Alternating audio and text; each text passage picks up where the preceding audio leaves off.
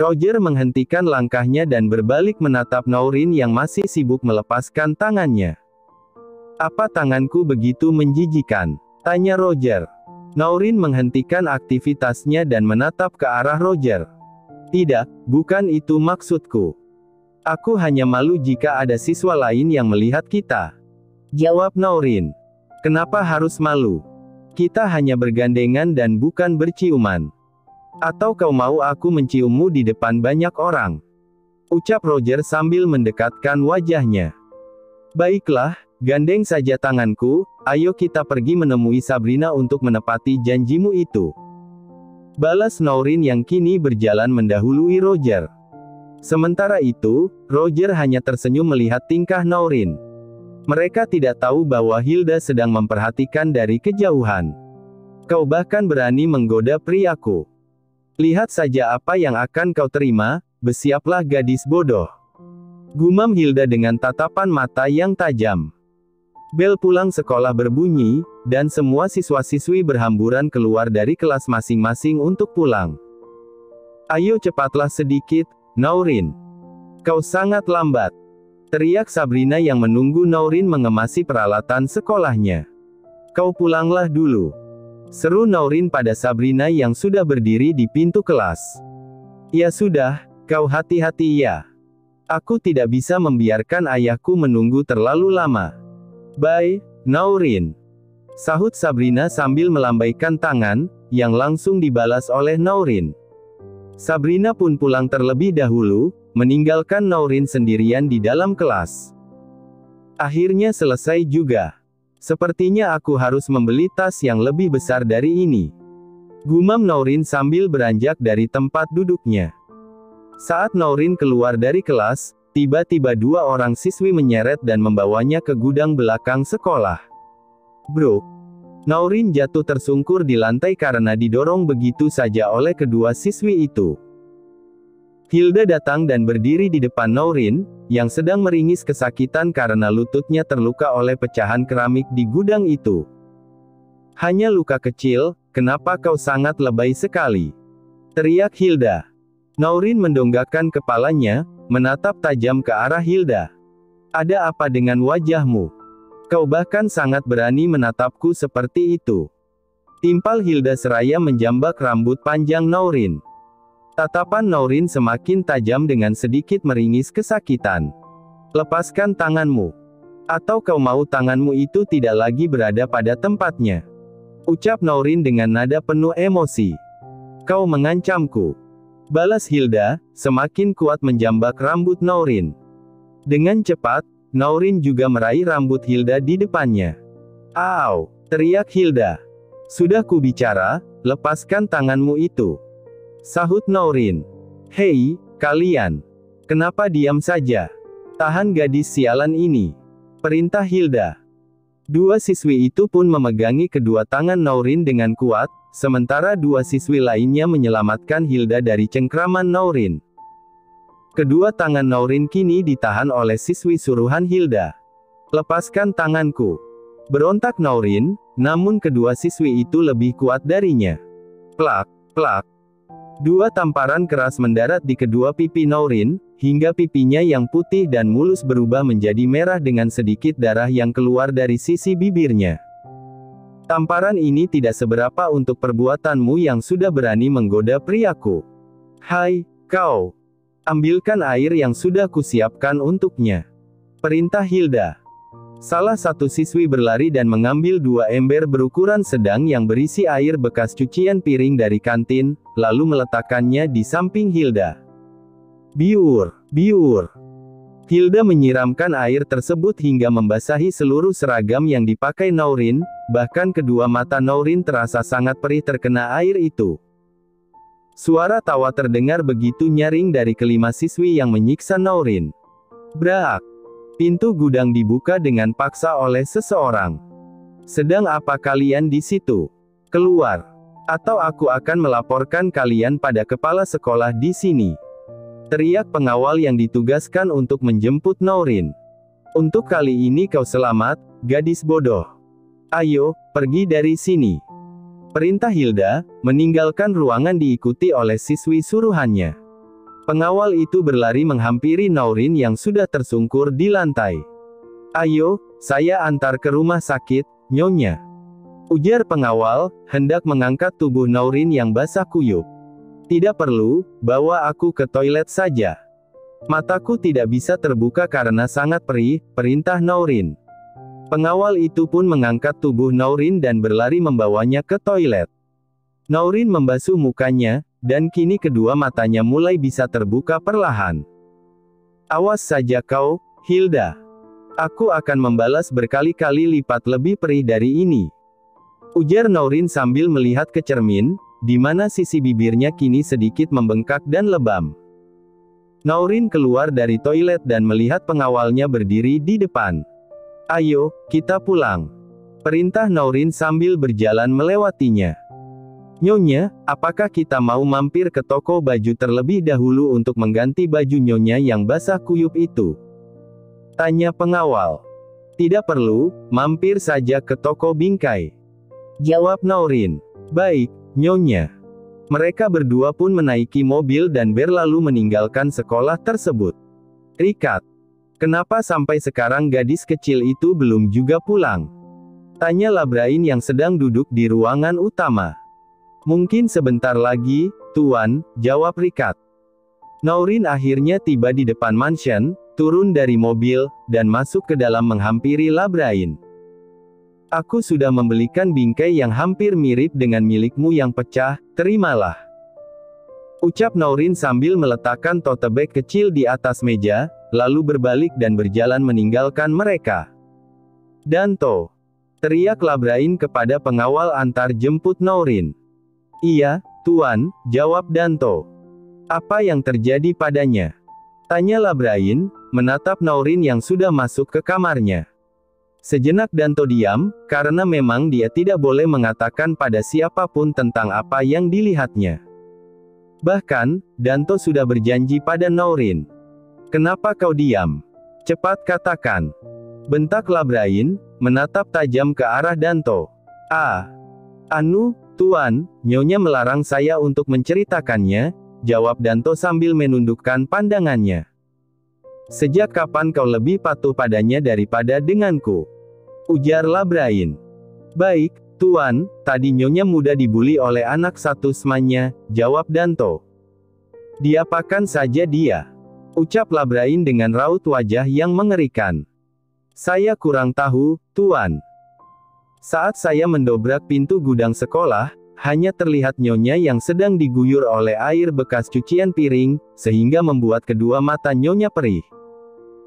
Saya ingin membawa Nyonya ke rumah sakit, tapi Nyonya menolak dan hanya menyuruh saya mengantarkannya ke toilet," jelas Danto. Raut wajah Labrain terlihat semakin mengerikan dengan tatapan matanya yang sangat tajam. "Ricard, kau cari tahu siapa yang sudah melakukan itu semua kepada istriku segera," perintah Labrain. "Baik, Tuan," jawab Ricard. Sementara itu, Naurin yang baru saja selesai mandi dan masih mengenakan bathrobe, duduk di depan cermin rias seraya terus memperhatikan wajahnya. "Pipiku terlihat bengkak, sisi bibirku membiru, wajahku menjadi sangat kacau," gumam Naurin. Kriit. Suara pintu kamar Naurin dibuka oleh Labrain.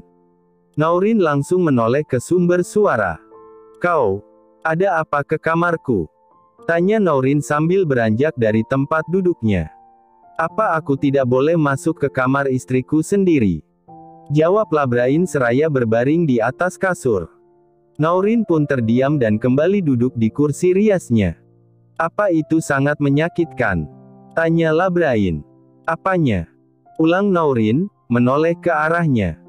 "Kau masih bertanya dengan wajah bengkakmu itu?" cetus Labrain. "Oh ini, aku hanya tersengat lebah. Dan tidak sakit sama sekali," jawab Naurin sambil memegang pipinya. Labrain berusaha menahan tawanya setelah mendengar alasan yang tidak masuk akal dari Naurin, lalu beranjak mendekatinya. "Minumlah obat ini, agar bengkakmu itu cepat sembuh. Kau tidak ingin semua temanmu melihat muka bengkakmu besok pagi, kan?" Ucap Labrain sambil meletakkan obat di meja rias Naurin, kemudian berlalu meninggalkannya. Kenapa dia peduli padaku? Kau tidak boleh seperti ini. Gumam Naurin. Tok, tok, tok. Masuklah. Teriak Naurin. Nyonya sudah ditunggu Tuan Labrain di kamarnya, ucap pelayan yang datang. Aku. Untuk apa tuanmu memanggilku? Tanya Naurin. Saya tidak tahu, Nyonya, jawab pelayan. Ya sudah, aku akan ke sana setelah memakai baju, jawab Naurin. Harus sekarang, Nyonya, Tuan tidak bisa menunggu, ucap pelayan. Lihatlah, aku masih mengenakan batrobe. Aku tahu tuanmu itu anti menunggu, tapi mengertilah untuk saat ini saja. Cetus Naurin. Tiba-tiba, dua pengawal masuk. Nyonya sudah dipanggil Tuan Labrain sekarang juga, ucap salah satu pengawal. Naurin menghela napas panjang dan beranjak dari tempat duduknya, berjalan melewati para pengawal begitu saja. Tidak sekalian saja suruh 10 pengawal untuk memanggilku. Lagian, apa yang akan dia katakan? Bukannya baru saja dia masuk ke kamarku. Kenapa tidak sekalian saja mengatakannya? Memang ribet hidup dia. Oceh Naurin. Naurin mengetuk pintu kamar Labrain beberapa kali, namun belum terdengar sahutan dari dalam. Aku masuk, ya. Teriak Naurin seraya membuka pintunya. Kosong. Di mana dia? Katanya menungguku di kamarnya. Gumam Naurin sambil berjalan perlahan mencarinya. Hei, kamu di mana, Tuan Labrain? Aku sudah di sini. Keluarlah. Teriak Naurin, namun masih tidak ada sahutan. Langkah Naurin terus menyusuri tiap ruangan di kamar yang luas itu, hingga dia terhenti di walk-in closet. Wah! Bukankah ini jam tangan keluaran terbaru dari merek Ca Snell? Benarkah dia memilikinya? Aku ingin meminjamnya nanti. Ucap Naurin seraya mengelus kaca yang menutupi beberapa jam tangan di dalam sana. Sedang apa kau? Teriak Labrain tiba-tiba. Aku sedang melihat jam tanganmu, apa kau juga akan memarahiku? Jawab Naurin, menatap ke arahnya. Tinggalkan. Dan ikut aku cepat. Perintah Labrain. Naurin pun berjalan dengan langkah cepat mengikuti Labrain, dan kini dia berdiri di depan lemari buku. Apa yang kau lakukan? Tanya Naurin bingung. Labrain menekan tombol yang berada di belakang buku, dan seketika lemari itu terbelah menjadi dua, memperlihatkan sebuah lift di sana. Ayo masuk, perintah Labrain. Sementara mulut Naurin masih terus ternganga karena baru pertama kali melihat lift yang menuju ke ruang bawah tanah. Kau hebat sekali. Kenapa menyembunyikan lift di dalam sini? Tanya Naurin lagi. Namun, tidak ada jawaban sama sekali yang keluar dari mulut Labrain. Hingga sampai di ruang bawah tanah tersebut, ada satu layar besar terpampang di sana, dengan beberapa tombol keyboard di bawahnya. Naurin menyebutnya laptop raksasa. Ini keren. Kau bahkan mempunyai laptop raksasa di sini. Cetus Naurin. Sepertinya lain kali aku harus menyiapkan lakban saat bersamamu. Karena mulutmu sangat berisik sekali. Bentak Labrain. Naurin langsung terdiam, tidak berkata apa-apa lagi, sementara Labrain mulai mengetik sesuatu di atas keyboard itu. Kedua mata Naurin seketika membulat saat melihat foto Hilda di layar. Bah, bagaimana bisa? Tanya Naurin gugup. Bukankah dia yang sudah melukaimu? Tanya balik Labrain. Sial. Pasti pengawal itu sudah menceritakannya pada Labrain. Batin Naurin. Aku sudah tahu semuanya, bahwa bengkakmu itu bukan karena disengat lebah. Melainkan karena bocah ini. Bukan begitu. Ucap Labrain, menatap tajam ke arah Naurin. Baiklah, aku jujur, memang dia yang melukaiku. Tapi sekarang aku tidak apa-apa. Lihatlah wajahku. Sudah tidak bengkak lagi karena obat yang kau kasih sungguh manjur. Jawab Naurin. Benarkah? Sayangnya, aku akan tetap memberikan pelajaran kepada bocah ini. Balas Labrain. Jangan. Biar aku saja yang membalas perbuatannya, kau tidak perlu ikut campur. Aku ingin memberinya pelajaran dengan caraku sendiri. Pinta Nourin. Kau hanya akan terluka lagi, karena mereka mempunyai banyak teman, sementara kau sendirian. Ucap Labrain. Tidak apa-apa, aku bisa sendiri. Kumohon, jangan ikut campur urusanku. Ujar Nourin dengan raut wajah sendu. Labrain menghela napas panjang dan mengalihkan pandangannya dari Nourin. Lagian, mereka bukan tandinganmu, kau begitu kuat. Ucap Nourin. Terserah kau saja, tapi ingat. Jika dia melukaimu sekali lagi, aku yang akan bertindak tegas. Kau tenang saja, aku tidak akan melukai fisiknya. Tapi aku akan merusak mentalnya. Ujar Labrain sambil duduk di sofa ruangan tersebut. Kau sedang mengkhawatirkanku? Tanya Nourin, menoleh ke arahnya. Tidak. Aku hanya sedang mempertahankan harga diriku. Kau sudah masuk ke dalam rumahku, jadi kau adalah tanggung jawabku. Ucap Labrain. Bukankah semua orang tidak tahu kalau kita menikah? Harga diri apa yang kau maksud? Tanya Nourin. Sudahlah, kau jangan banyak tanya. Pergi dari sini. Bentak Labrain.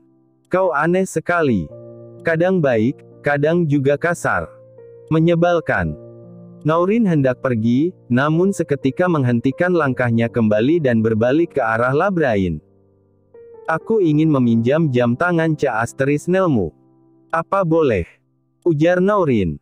Tidak boleh. Jawab Labrain. Kau pelit sekali. Cetus Nourin, berlalu meninggalkan ruangan tersebut. Sekepergian Nourin, tawa pun seketika terlepas dari mulut Labrain, bahkan sampai dia meneteskan air mata karena tingkah Nourin begitu menggelitik.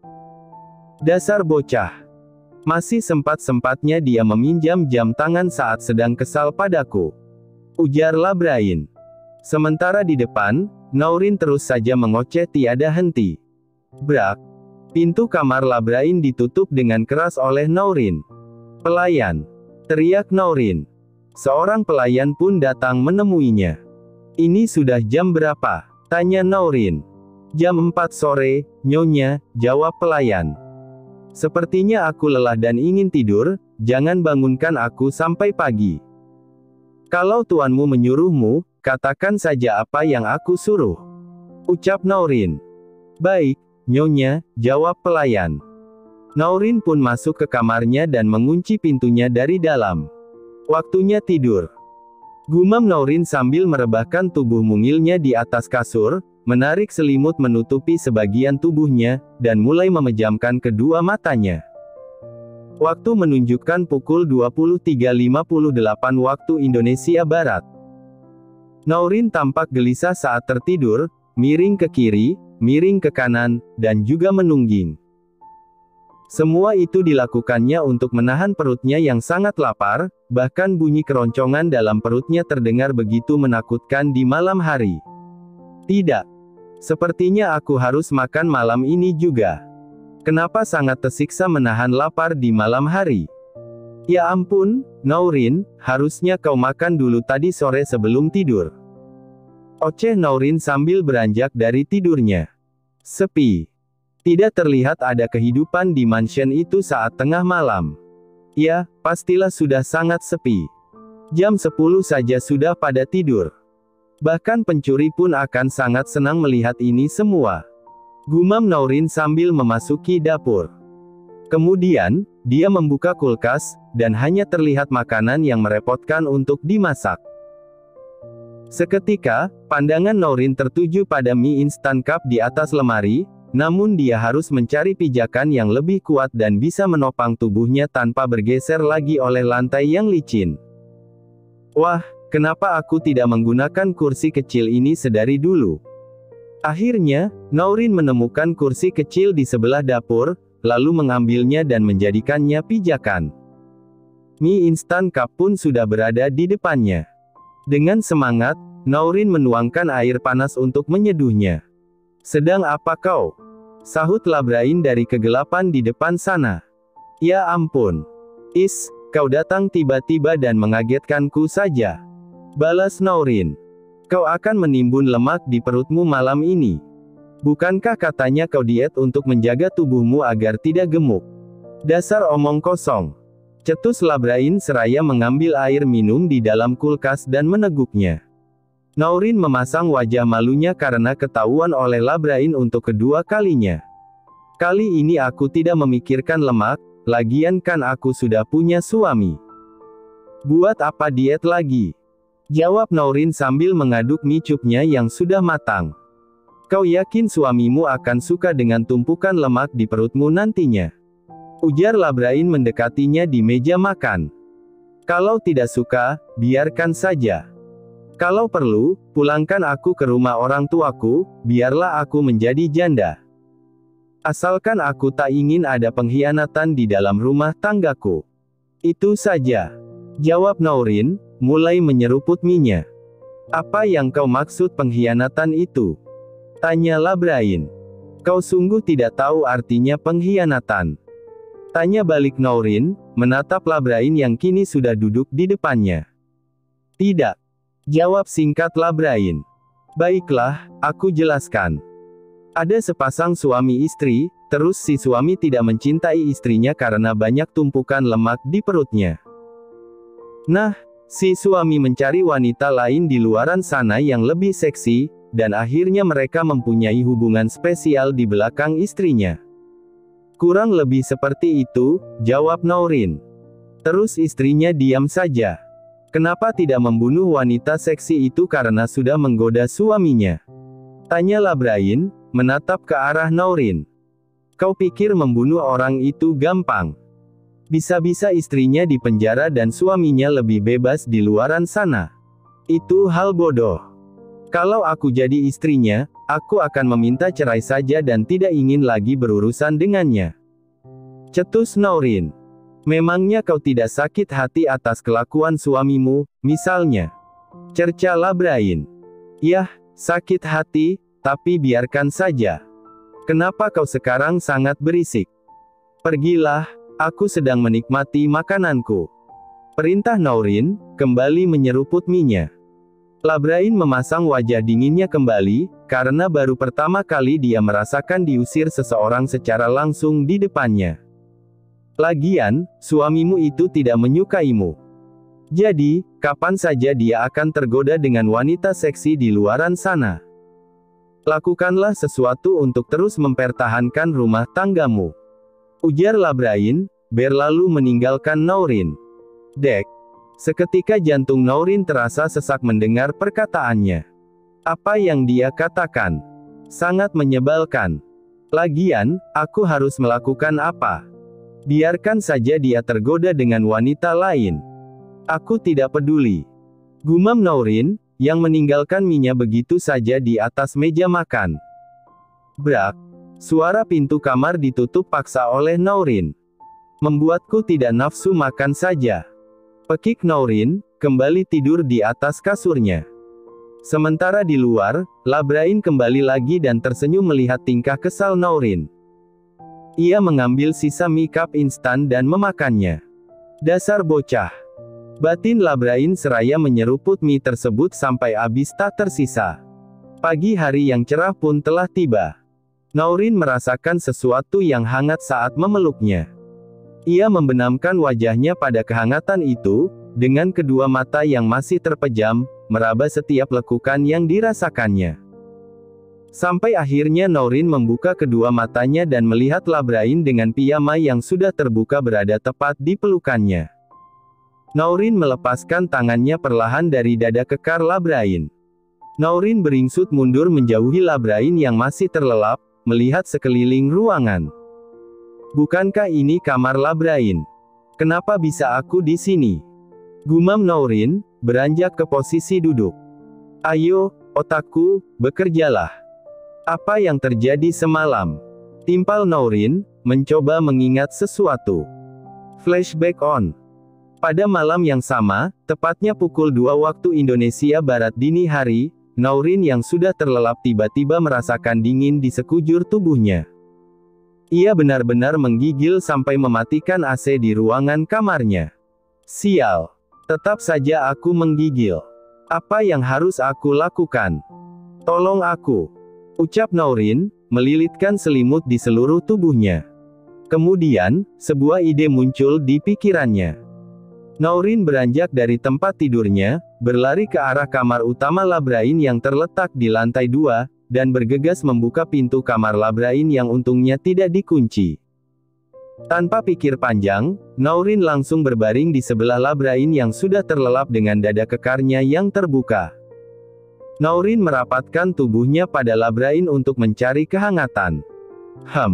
Hangat di sini. Aku menyukainya. Gumam Naurin yang membenamkan wajahnya di dada kekar Labrain dengan posisi miring. Sehingga terlihat mereka saling berpelukan. Naurin tidur dengan lelap malam itu. Flashback off. Sepertinya aku yang sudah melakukan kesalahan.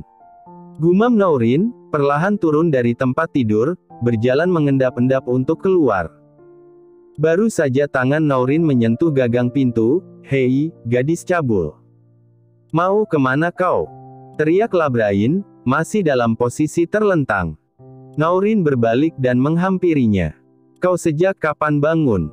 tanya Naurin. "Hari ini kau tidak perlu pergi ke sekolah. Kau harus menemaniku menemui klien penting jam 10 siang nanti," ujar Labrain dengan tatapan yang masih fokus ke depan. Tapi, tidak ada bantahan. "Keluarlah dari kamarku, atau kau tidak akan pernah keluar dari sini," ujar Labrain. "Baiklah, aku keluar." Naurin berlari meninggalkan kamar Labrain. Baru saja masuk sekolah sehari, sudah libur lagi. Oceh Naurin sambil menuruni tangga. Seketika, ocehannya terhenti karena mencium bau wangi masakan yang menggugah selera makannya. Wangi sekali, seperti seafood. Naurin berlari ke arah dapur, di mana terlihat seorang pelayan sedang sibuk dengan teflon di depannya. "Kau masak seafood?" "Ya," tanya Naurin.